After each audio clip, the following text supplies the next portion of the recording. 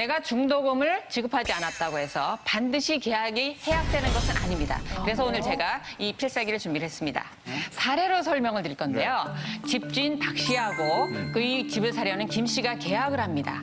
계약을 하면서 계약금을 지급을 했고요. 중도금으로 3,060만 원을 약속을 했어요. 근데 중도금 내는 날 김 씨가 박 씨한테 사정을 합니다. 제가 돈을 열심히 준비를 했는데요. 260만 원이 모자라요. 그래서 2,800만 원만 우선 먼저 받아주시면 안 되겠습니까? 이렇게 사정을 해요. 그래서 집을 파는 박 씨가 2,800만 원을 받아갔어요. 그런데 3일 뒤에 전화가 옵니다. 당신 말이야 중도금 제 날짜 못 지켰으니까 나 계약 해약할래.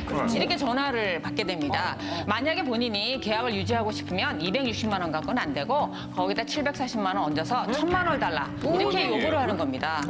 근데 이때 집주인이 1,000만 원을 요구한 이유가 있었어요.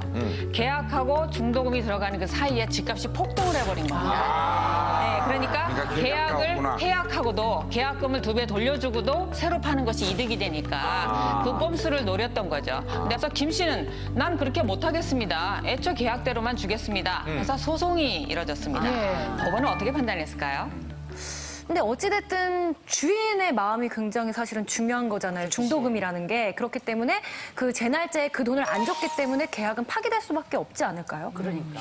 네, 법원은 계약을 해지할 수 없다라는 결론을 내렸는데요. 그 이유는 집을 사는 사람이 중도금의 날짜를 지키지 못한다고 해서 바로 해지할 수는 없습니다. 바로 해지할 수는 없습니다.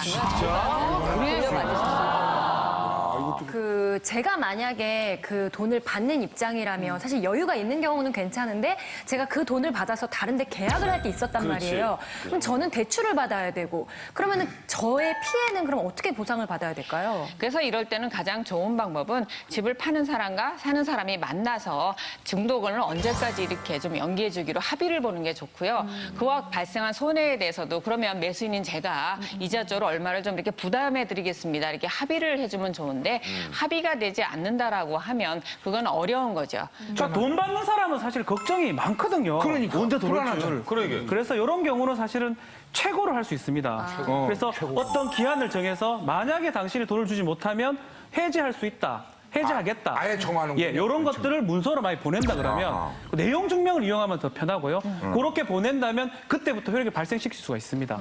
저희가요 계약을 할 때 15일까지 중도금을 넣기로 했는데 15일 날 중도금이 안 들어왔습니다. 그래서 제가 이 연락을 드리니 일주일 내에 그 중도금을 넣지 않으시면 제가 계약을 해지하겠습니다라는 최고를 해주셔야 됩니다.